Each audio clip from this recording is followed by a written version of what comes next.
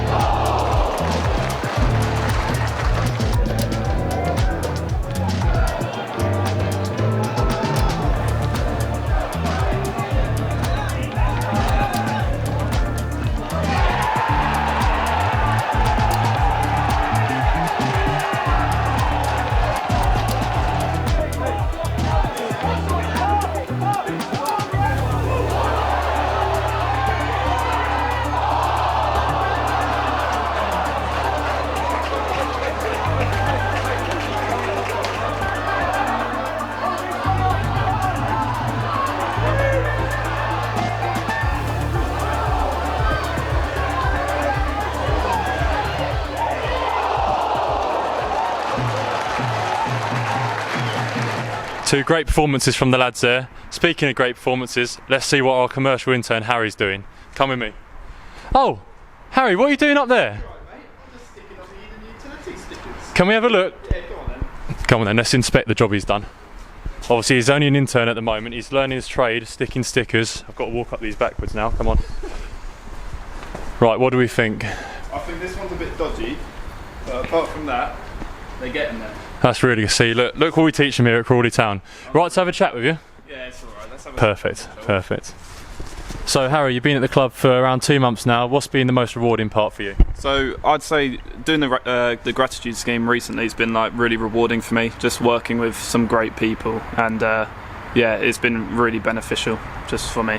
Yeah, and I think it gives us a chance to meet new people in the community.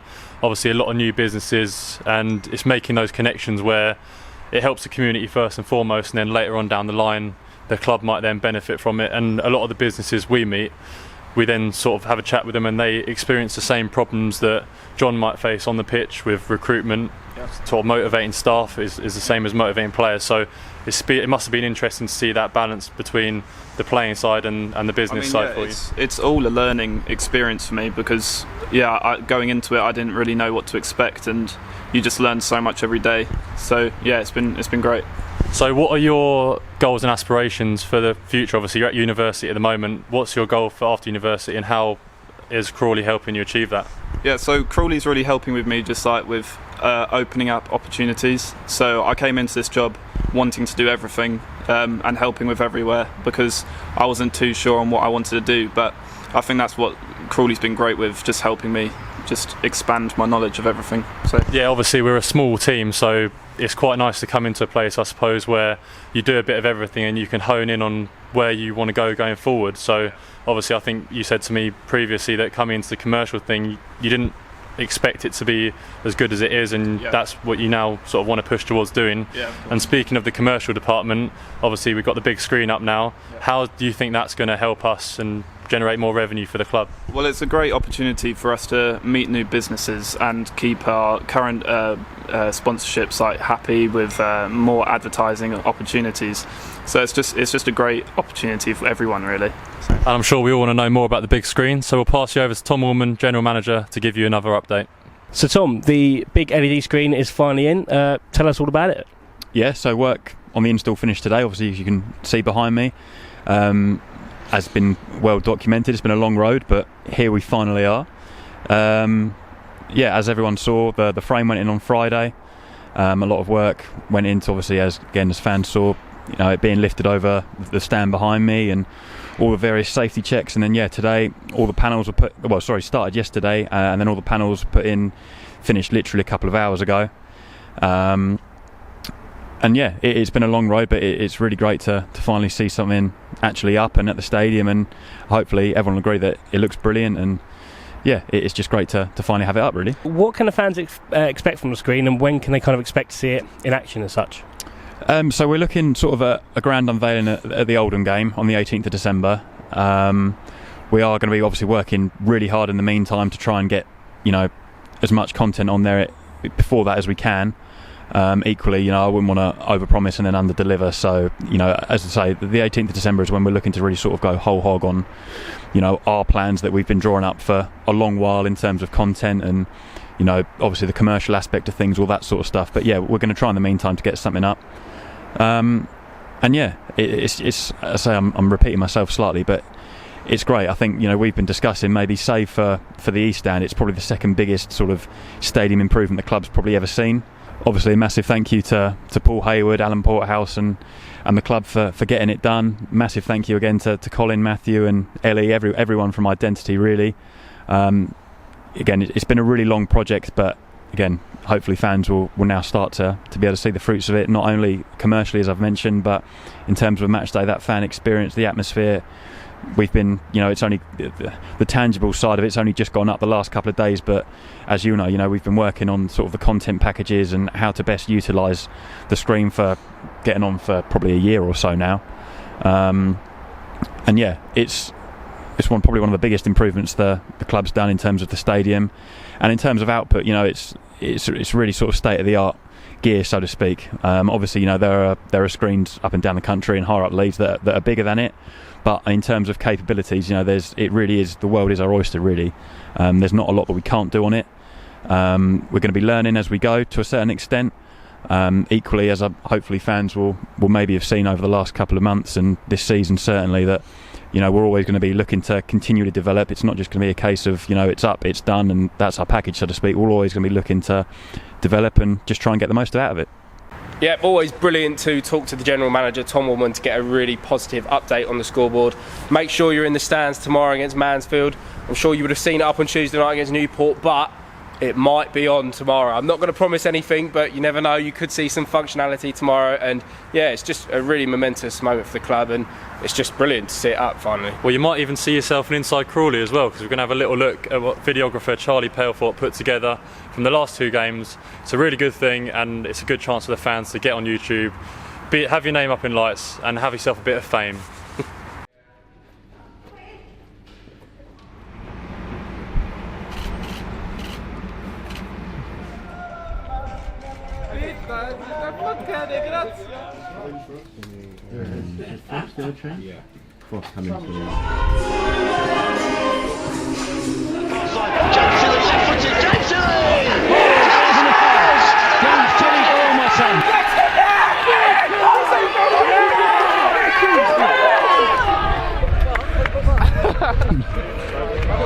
I did want to. Yeah. All the way up here, 3 points. Happy days. Get in there. I don't know whether to speak in this or eat it. 3 points and everyone's happy, so you know, safe journey home to everyone, yourself and the fans, and we go again Tuesday.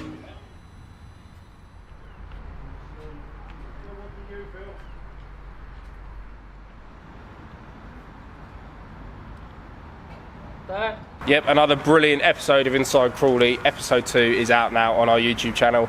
Really good series so far, you know, 2 episodes. It's already got good views on our YouTube channel, which is obviously good for us anyway, but it's just brilliant to sort of, I don't think we've said it before so many times in the office, it's not often that you can see, not what it takes to run a club, but you know, there's people only see the 90 minutes on the pitch, don't they? They don't see everything else that goes on, the behind the scenes, and you know, some funny bits as well. Yeah, it's a bit of a documentary for us almost, and I know we had the Mark Wright one, but I think this one is more focused on us guys behind the scenes and finding a bit more about the players themselves. And it's really impressive to see Kwesi doing a degree, another player, Will Ferry's doing an economics degree, and I think it's interesting for the fans to see about the players' lives, and they're not just people who run around on the pitch for 90 minutes every week. They're people who have the same problems as we do, and it's just nice to hear about their personal lives as well, I think. Yeah, obviously I talked to a lot of the players quite a lot at the press conferences. This week I had the chance to speak to Ludwig Frontelet and John Yems. Guys, thanks for joining us. Gaffer, we'll start with you. Another game coming at us very quick. Nigel Clough's Mansfield visits on Saturday. What are your thoughts heading into that one? Yeah, another tough game. Yeah, no, listen, Nigel's side's always hard to play against. We've just got to make sure that we're okay. We've picked up another couple of injuries, but hopefully, we've got players stepping up, ready to come in and give them a good game. Obviously, you mentioned after Barrow that it was sort of a case of maybe getting back to basics. Wasn't really what we saw on Tuesday night. We saw some really, really nice football from your side. Does that sort of give us, I know obviously the result didn't go away and you put it down as like a moment of madness for their goal, but does the performance give us more confidence going into the weekend? No, because we've always got confidence. It's back to basics. I think we try and play good football. You know, it makes me laugh, people saying that first half we had to do a job on teams. Ludi will tell you in a minute, we worked hard on the shape. So that's part of the football, you know. You're not going to go out and go toe to toe, and people know that we've got some decent players in there, and you know you've got to earn your right. You might win the game in the last minute or win it in the first minute. You've got to be prepared to do all the horrible side of the stuff before you can go out and play your football. And I think, touch wood, I don't want to tempt fate, but we are getting back to basics. Like when we first came in, you start with a point, let's try and finish with one. How is it playing alongside Tony, you know, someone that experienced playing 650 games across his career? Do you feel like he's helped you a lot in the games? Yeah, we got a good partnership, like in the pitch. Like he talked to me, we got like, you know what I'm capable of doing, and I know what he's capable of doing. So we got like good partnership. So it's very, very good to play alongside him. And obviously, I'm sure the gaffer will take a lot of credit for your recent performances, but the fans have been really pleased with you. You've been voted man of the match quite a few times. Almost every time you've played, you've been voted as man of the match by the fans. That must feel good as well. Yeah, that's just like I'm just here to play football, like, and then if everyone like me, I'm happy for that. So yeah. So it's always nice to catch up with John Yems and a player. Ludi, for example, what a character. I heard you had a chat with him and Blondie this week. Yeah, I think after the press conference, obviously Blondie wasn't in the press conference, but he was in the background. I think we may have filmed probably the best bit of content the club has ever created in its existence. Just not not so like cinematic, like looks amazing.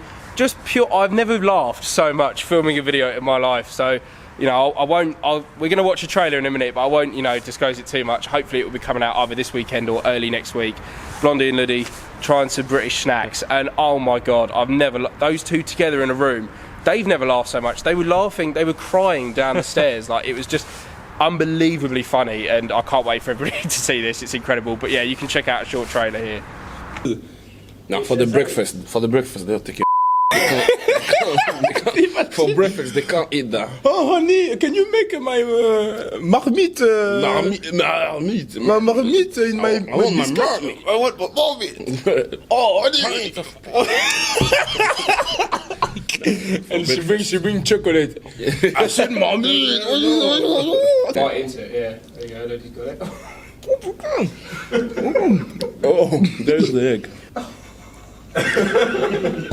Man, it's not too.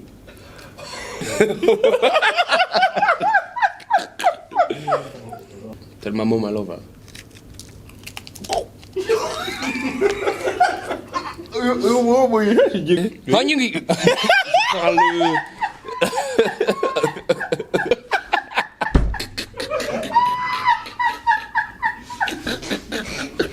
Well, you know what they say about Marmite? You either love it or hate it, and they epitomised that, didn't they, Sam? Yeah, literally two opposite opinions on Marmite, but the rest, it just gets worse and worse as the video goes on. I did think we were going to have to pull the plug at one point because I thought Luddy might have been sick. I quite like Twiglets, but it was almost like they were doing a Bush Tucker trial. I think they've been watching I'm a Celeb. Yeah, they have been watching I'm a Celeb and definitely taking inspiration from that. But yeah, we provide regular updates on when that's coming out. We're hoping maybe this weekend, maybe early next week, but you're going to love it. I think it's going to be one of the best videos we've ever done. But yeah, just looking forward to tomorrow's game, really. We've seen, you know, two much improved performances. Oh, you're even getting an update there on your phone, yeah? Sky Sports. Probably telling you that we're going to win already. So, yeah, course, just early updates. But yeah, no, we've had two much improved performances over the last two games. And, you know, we've seen some individual performances that we perhaps, you know, didn't expect. The likes of James Tilley. Yeah. Probably, you know, you saw him thrown in at Lancing, scored 2 goals, thrown in straight away at Barrow. You might think, oh, wow, you know, a bit soon, you never know. Absolutely deserved it, you know. Those 2 goals at Lancing, taking it really well. Proved himself at Barrow, scored that goal, came here, had a really good performance the other night. I think the thing with Tilley is you watch how close he keeps the ball to his feet. Yeah. The ball is, you know, you can tell he's been through a really good academy at Brighton, and the amount of fouls he wins, like, I was probably the most in the game on Tuesday night. Really impressive, and he's probably got quite a good omen actually, because I don't know if you remember last year, obviously behind closed doors, but 92nd minute winner in that very goal down there against tomorrow's opponents, Mansfield. Last year, Charlie Palethorpe was there, even though it was behind closed doors, to capture his access all areas of the game against Mansfield.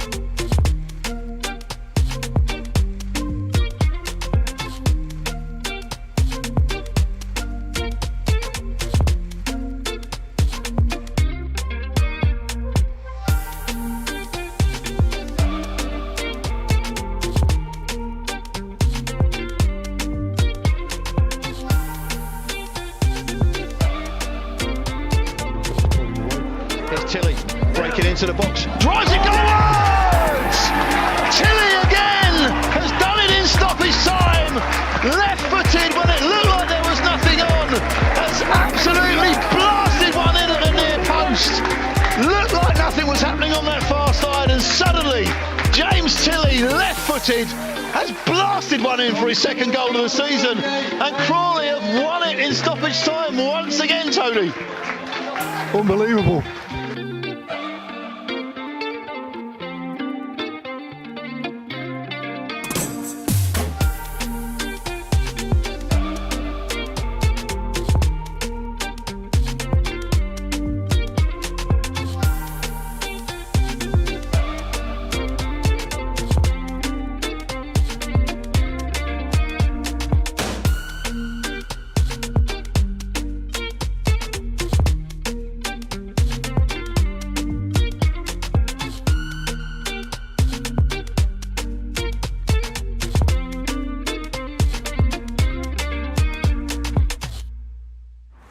Yep, hopefully more scenes like that tomorrow afternoon as we take on Nigel Clough's Mansfield here at the People's Pension Stadium. Hopefully with the fans in this time as well, because if you're allowed back, please do come down. As we've mentioned, the scoreboard might be working. I don't want to promise anything, but you know, don't make promises. No, I'm not making promises, but it's exciting times.